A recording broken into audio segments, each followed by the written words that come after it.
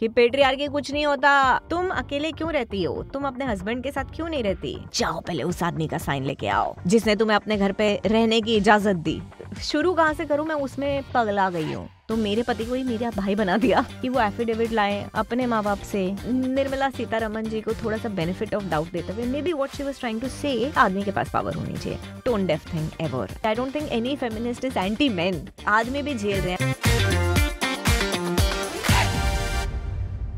कुछ ही दिनों पहले हमारी फाइनेंस मिनिस्टर ने बहुत ही खतरनाक स्टेटमेंट पास की है। We want to cover it up by saying, "Oh, patriarchy is stopping me." No way.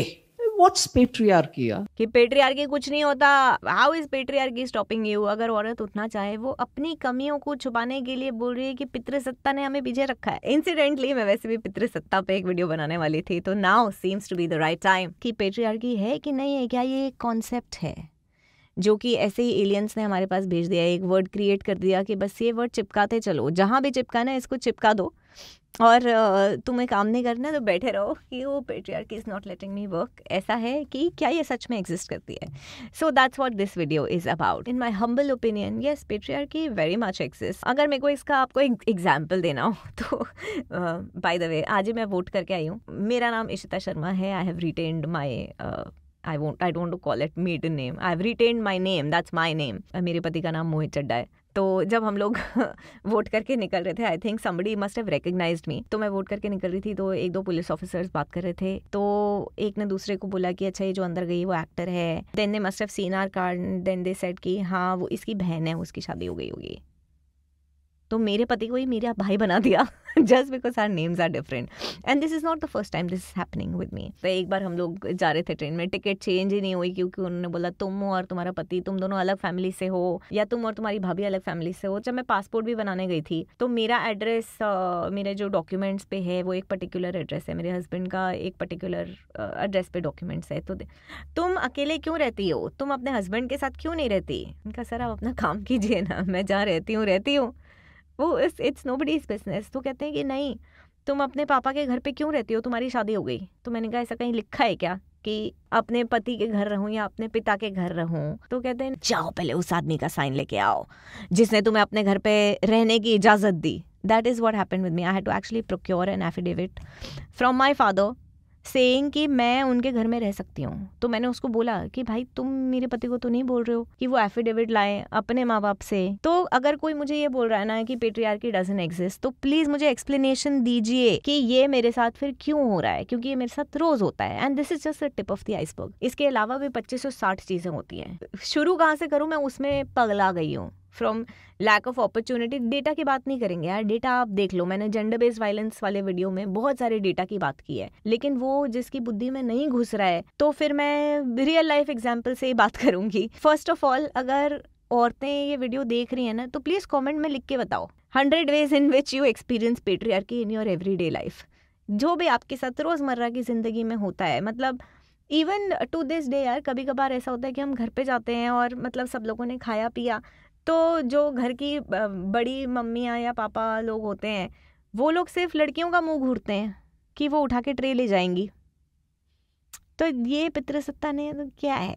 तो मतलब to say that it doesn't exist and it's only propaganda is just the most tone deaf thing ever. ऐसा उनको नहीं बोलना चाहिए यार। वो भी महिला है, उनने ज़रूर फेस की होगी। निर्मला सीतारमन जी को थोड़ा सा बेनिफिट ऑफ डाउट देते हुए, maybe what she was trying to say, because she also said कि women are not facilitated enough and we need to facilitate them, which really means that patriarchy है। Patriarchy की वजह से women are not facilitated enough, यही उनका कहने का मतलब। मुझे ऐसा लगता है कि वो ये कहने की कोशिश कर रही थी कि women are not facilitated, but कोई भी दिक्कत या कोई भी सोशल सिस्टम इतना स्ट्रांग नहीं है कि आप उसके सामने डट के खड़े ना हो सको, which is debatable. Let's say okay, it's not debatable, it's possible, it's easier said than done. ये बोलना बहुत आसान है लेकिन ये करना बहुत मुश्किल होता है औरतों के लिए। और जिन लोगों को अभी भी डाउट है कि पेट्रियार्की ये एलियन कॉन्सेप्ट है या किसी का प्रोपेगेंडा है, तो मैं इस वीडियो में थोड़ा बताना चाहूँगी। पेट्रियार्की 6000 से 10,000 साल पुराना सिस्टम है। कोई भी चीज़ 10,000 साल तक कब चलती है? जब वो वर्क कर रही होती है। तो clearly it's working for some people, I wouldn't say it's working for everybody. बहुत सारे लोगों के लिए ये नहीं वर्क कर रही है, बहुत सारे लोगों का इसमें बहुत नुकसान है। मुझे तो लगता है आदमियों का भी बहुत बड़ा नुकसान है पेट्रियार्की में, बट उसकी हम किसी और वीडियो में बात करेंगे। पेट्रियार्की खत्म क्यों नहीं हो रही है, वो चलती ही जा रही है, 10,000 साल से चल रही है। तो ऐसा क्या है उसमें जो वो चलती जा रही है? तो इसके 6 मेन कारण बताए जाते हैं। First reason is it's historical and evolutionary roots, जो पहले से चलता आ रहा है, जैसे हमारे उसमें कहते हैं ना, परंपरा है, चलती आ रही है तो आ रही है। और एवोल्यूशनरी रूट्स, क्योंकि सेक्स वाइज जो मेल हैं और फीमेल हैं उनमें कुछ डिमार्केशंस होती हैं, और क्योंकि पहले टाइम पे ऐसा होता था कि हल जोतना है या ऐसी कुछ फिजिकल चीज़ें करनी है, उसमें मैनुअल लेबर की ज़रूरत है, तो आदमियों में फिजिकल मसल मास ज़्यादा होता है। वो मस्क्यूलर काम जिसमें मसल्स की ज़रूरत होती है वो वाले काम वो ज़्यादा अच्छे से कर पाते हैं। बिकॉज ऑफ दैट वो चलता आ रहा है, वो चेंज नहीं हुआ है। कहीं ना कहीं ये सोच भी वहाँ पे अटक गई है कि आदमी ऐसे होते हैं, औरतें ऐसी होती हैं, तो इसलिए आदमी के पास पावर होनी चाहिए। दूसरा जो रीज़न है वो ऑब्वियसली क्लियरली रिप्रोडक्टिव रीज़न है। फीमेल अगर बच्चा कर रही हैं तो ऐसा हमको लगता है कि ये बड़ा नेचुरल सी चीज़ है कि औरत का तो यही काम है, आदमी का वही काम है, इसीलिए हम इसमें अटके रह जाते हैं। दूसरा जो रीज़न है वो है इकोनॉमिक्स का रीज़न, यानी पैसे से रिलेटेड। क्योंकि जब पेट्रियार्की शुरू हुई तो वो शुरू इसलिए हुई क्योंकि आपकी जो लैंड है वो आपके नाम पे है, सारी रिसोर्सेज जो हैं वो आपके नाम पे हैं, साल दर साल पीढ़ी दर पीढ़ी वो पावर आप ही के पास है, वो इकोनॉमिक एडवांटेज आप ही के पास है, आदमी के ही पास वो चलती आ रही है उसका। और ऊपर से इनहेरिटेंस लॉज पूरी दुनिया में, जो जागीर है पिता की वो बेटे को जाएगी, यही चलता आ रहा है मोस्ट सोसाइटीज में। उसके चलते वो वहीं पे अटका रह गया है, तो पितृसत्ता चलती जा रही है। इकोनॉमिक्स में ही कि एक डिपेंडेंसी जो क्रिएट हो जाती है कि औरत है तो वो अब डिपेंडेंट हो गई है आदमी पे, तो अब उसको खाना अगर आदमी ही प्रोवाइड करने वाला है, तो प्रोवाइडर का रोल अगर उसका आ चुका है, तो इसका obviously she will have to safeguard her position. मेरे को कुछ तो करते रहना पड़ेगा कि ये मुझे ठीक रखे, तो वो सबसर्विएंट होते जाना, मतलब दबाव में आते जाना, जो वो बोले चलेगा, okay. The third reason why patriarchy continues to exist is that it is institutional. Institutionalize कैसे हुई है? एक तो है धर्म और कल्चर, धार्मिक चीजें ऐसी बनी हुई हैं जिससे हमें पता लगता है कि यही है औरतों का मेन काम या उनका स्टेटस, उनको हमेशा पति की पूजा करनी चाहिए, पति परमेश्वर कहते हैं, और इस तरह की जो कल्चरल और फेथ रिलेटेड चीजें हैं उनके चलते वो इंस्टीट्यूशनलाइज हो जाता है और हमारे दिमाग में वो घर कर लेता है। The second form of institutionalization is obviously legal form. हमारे कानून भी उस हिसाब से बनते हैं। अब आप सोचो, जब पहले ये हो रहा होगा और लोग लैंड का डिवीजन कर रहे होंगे और कागज पत्री बना रहे होंगे, तो भी तो आदमी ही होगा ना जिसने पूरा वो लिखा और सोचा कि अच्छा ठीक है ये पेपर बनाएंगे, ये अग्रीमेंट होगा, तब उन्होंने बनाया, अपनी सोच से बनाया जो उनको फेवर करे। अब इंस्टीट्यूशनलाइज हो गया है। चौथा reason for patriarchy to exist is socialization, यानी कि बचपन से ही बच्चों को बता देना कि यही है सोसाइटी और ऐसे ही होता है। आप कभी भी आजकल लोगों से बात करो कि ऐसा क्यों है, जैसे दहेज, सबको पता है ये कानूनन जुर्म है, लेकिन तो भी नहीं, अभी इसको ना उसको गाड़ी भी दी, गहने भी दिए, ये भी दिया, वो भी दिया, ऐसे प्यार से बताएंगे कि क्या चल रहा है भाई, ये गैर कानूनी नहीं, हमारे में तो ऐसे ही होता है, इसको बुरा नहीं माना जाता है, ये ऐसे ही होता है। तो girls also grow up, they also fight with their parents. मैं अब इस लड़के से बहुत प्यार करती हूँ, वो चाहता है बहुत बड़ी शादी हो, मेरी 5 स्टार में शादी हो मेरी, वो भी अपने माँ बाप को बोलेगी। अरे बचपन से ही तुमने उसको वो सिखाया है, तो बचपन से जो इंटरजेनरेशनल कंडीशनिंग जिसको हम कहते हैं, जो पीढ़ी दर पीढ़ी वो चलती रहती है, वो ऐसी ही होती है। कोई जबरदस्ती जान के हमको ये सोच देता नहीं है, ये हम सीख लेते हैं समहाउ अपने आप। सोशलाइजेशन में एक तो ये हुआ कि इंटरजेनरेशनल हम ये सिखा दे रहे हैं। दूसरा जो इसका एस्पेक्ट है कि हम इसको नॉर्मलाइज कर रहे हैं कि यही है, अब ऐसा ही होना चाहिए, इसके विपरीत कुछ होगा तो वो गलत है। कोई भी हमको ऐसी महिला दिखती है तो ये ना दूसरी औरतों जैसी नहीं है, एक हमने मोल्ड बना लिया आदमी का और औरत का और वैसे ही चलना चाहिए, उसके विपरीत कुछ भी होगा तो वो नॉर्मलाइज नहीं है। हम बहुत, पूरा समाज कोशिश करता है कि सब लोग अपनी अपनी लेन में चलें। जो पांचवा रीजन है वो है थोड़ा socio political reason. Socio political यानी पावर से रिलेटेड ऐसा कह सकते हैं। जो लोग पावर में हैं, जिनको पेट्रियार्की से ज्यादा फायदा हो रहा है, वो क्यों छोड़ेंगे? तो वो पकड़ के रखेंगे, वो हमेशा ऐसे कायदे कानून बनाएंगे, ऐसे डिसीजंस लेंगे कि उनकी पावर उनके हाथ में ही रहे। बिल्कुल जैसे निर्मला जी ने कहा, पेट्रियार्की नहीं है। देखिए वो एक ऐसी महिला है, one of the most famous ministers and most powerful ministers of the country है, वो पोजीशन ऑफ पावर में है। अगर वो ये कह रही हैं कि women need to be facilitated, तो वो उस कुर्सी पे बैठी हैं जहाँ पे वो ये कर सकती हैं, ये चीज हो सकती है, बट फोकस उस पे नहीं है, क्योंकि उसमें फिर पावर चली जाएगी। जिन लोगों के पास पावर है उनसे हट जाएगी।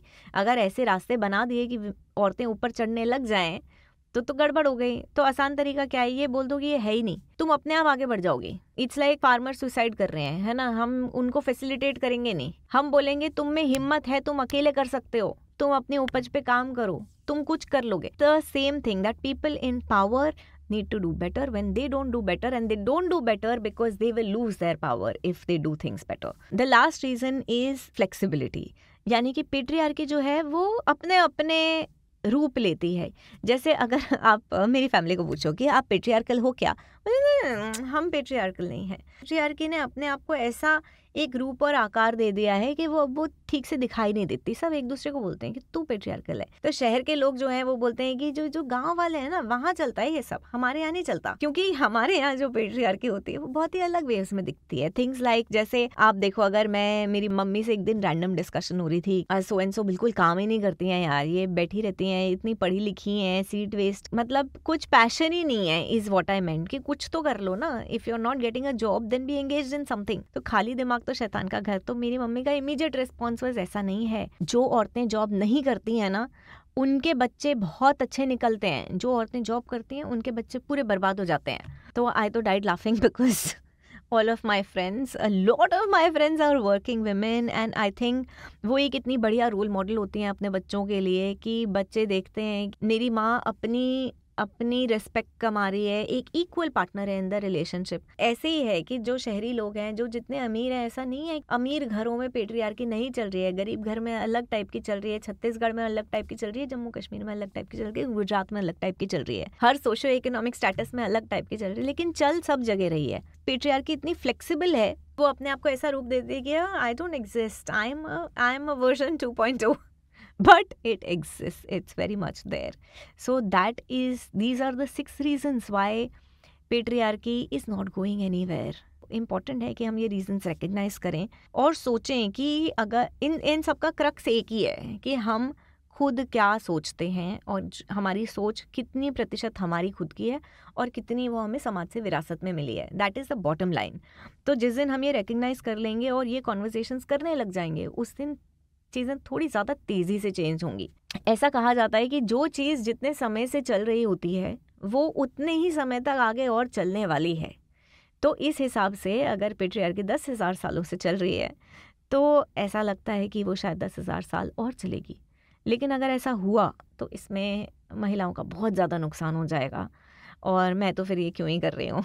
तो hoping that things change fast, of course thanks to technology, thanks to education. Of course the gap is there कि औरतों को उतना access to technology नहीं है, उतना access to education नहीं है, but फिर भी काफ़ी चीज़ें काफ़ी जल्दी से चेंज हो रही हैं। लेकिन आप अगर इस चेंज में जुड़ना चाहते हो तो आपको अपनी आवाज़ उठानी पड़ेगी, आपको सही चीज़ों के लिए लड़ना पड़ेगा, आपको वो कॉन्वर्सेशंस करनी पड़ेंगी जो डिसकम्फर्टिंग होती हैं। सिर्फ हम हंसी खुशी की बातें करते करते दुनिया नहीं बदल जाएगी।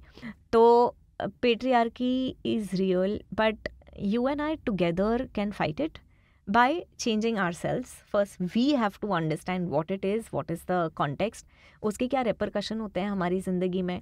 तो आओ मिलके इसको तोड़ें। और ज़रा जो लोग कहते हैं कि पेट्रियार्की नहीं है, उनके लिए प्लीज़ कमेंट में लिख के बताओ यार कि है, तुम झेल रहे हो, रोज़ आदमी भी झेल रहे हैं, आदमी आप लोग भी लिख के बताइए, तो फिर मैं उन चीज़ों पे भी वीडियो बनाऊंगी। I am with you guys, I am not anti man at all.